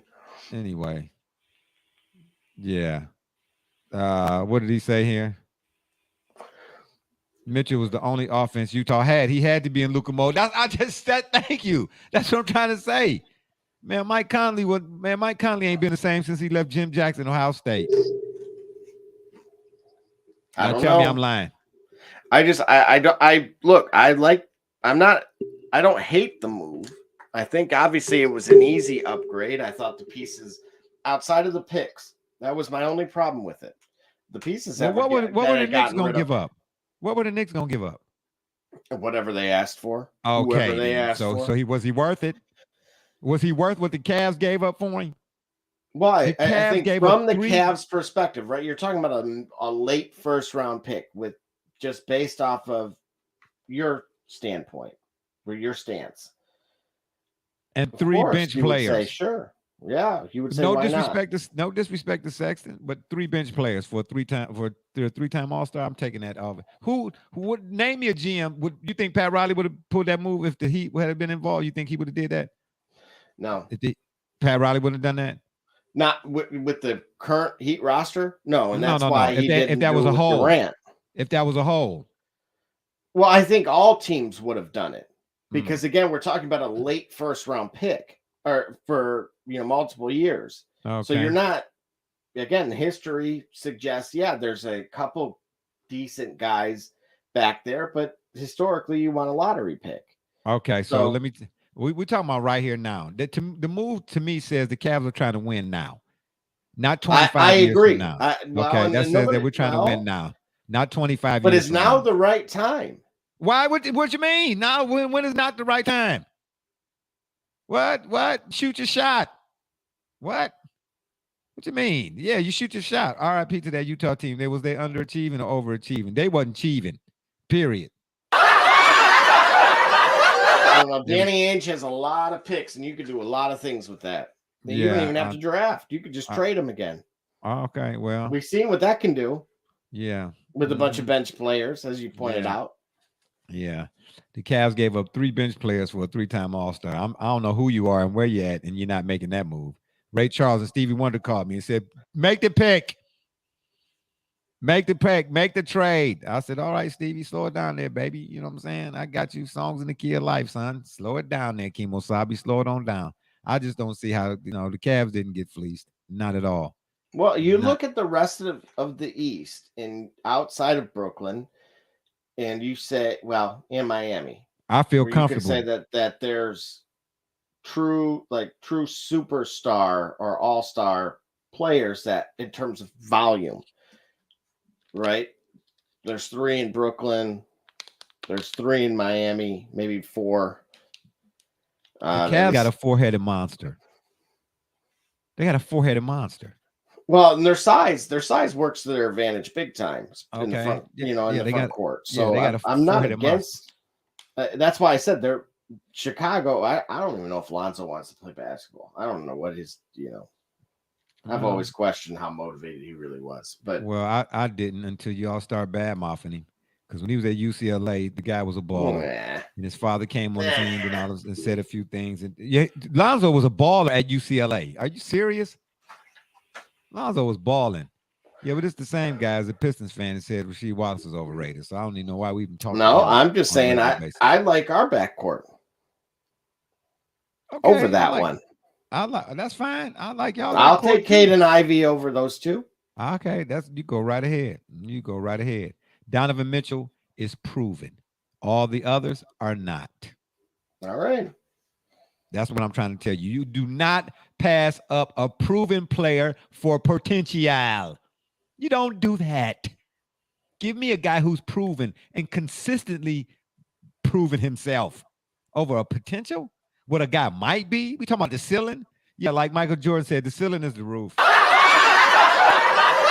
Okay, yeah, the ceiling is the roof. Yeah, all right, okay. I'll go get another ceiling, and then I'll take it off, jump off the filler off the roof. Yeah, okay. Yeah, with that being said, on that note, we can ready to get out of here. I'll leave you without a quote. It's been fun, but we got to run. We got one more comment before we get on out of here. Unbelievable. Let me see this here. I love it. You know what, Doc? That's it, man. You're done. You're done. It's time for your break. We getting out of here. Time for your break, Doc. Cavs still ain't gonna make it out the second round. You just worry about them Michigan when they get to Ohio State again this year. If the Pistons didn't have Cade and Ivy and Jalen Duran, Double J would love to get Mitchell for whoever. Oh, yeah, he would have. Well, yeah, he's not wrong. I know he's not wrong. I know he's not wrong. Right? I'm not saying he's a bad player. No, you might. Well, you're not saying that he's not. I just don't know. Like, again, why didn't Sexton and Garland work? Because they kind of cancel each other out, so to speak. You know, Colin, and there's no knock against Colin. Colin had to do when he first came here what Donovan been doing in Utah. He was all the Cavs had. So now it's then kind of set in that's the type of player that he is. Okay, he got to try to get 30 or 35. He was that in Alabama. No, he was not. No, not really. He was actually pretty different under Avery Johnson in Alabama. But we got who we got, so we're winning. Oh, please. And y'all winning based on what, Doc? He said, wait till the G League starts up. The Pistons are going to be a problem. We got you. Yeah, right. You. Yeah, the G League. Yeah, got you. Yeah, anywho, it's been fun, but we got to run. We appreciate y'all for listening. I can't wait for this season to start. I'm telling you right now. I've already been offered. I couldn't even get it out. I've already been offered a couple spots to go down there, and I think I actually might take somebody up on it. Wow. Yeah, I think I might. Yeah. Well, I told you, Cavs, Pistons up north. Yeah, come on. Yeah, you sound like Commander Brown right now. It's been fun, but we got to run. Don't forget to check us out right now here every Wednesday at 8:05 on the PM side. Again, right here on the Yard. Or you can check us out on Facebook, Twitter, Instagram, the shop's fan page, and of course YouTube. And make sure when you hit us up on YouTube that y'all hit that subscribe button. We'd be much obliged. Give us a like or 2 or 3 or 4. And if that don't work, y'all can Google it. We got one more comment before we dip. Who we got here? He ain't coming to Detroit. Who ain't coming to Detroit? Man, in a minute, let Cade. Oh yeah, no. I already came to Detroit. Oh, you know what I'm saying? And they tried to put a boot on my car. Anyway, yeah. You know what I'm saying? My guy, ponytail. Yeah, they said, who? You barbershop who? Yeah, get the boot. Get the boot. Yeah, got you. Ain't anybody coming up here, man. Yeah. Okay, well, when y'all get let me holler at me when y'all get them G League tickets. You understand what I'm saying? If that don't work, y'all can Google it. For my man's TJ, Doc, D-Runk, Double J, BSJ, Brother Rich, and all those who follow and support us, we say thank you. I'm Barbershop Jay, and you've been listening to the Shot Report. And remember, the next time y'all want to know what's really going on, don't go to Detroit. Come to the shop. Walk-ins are always welcome. Holla!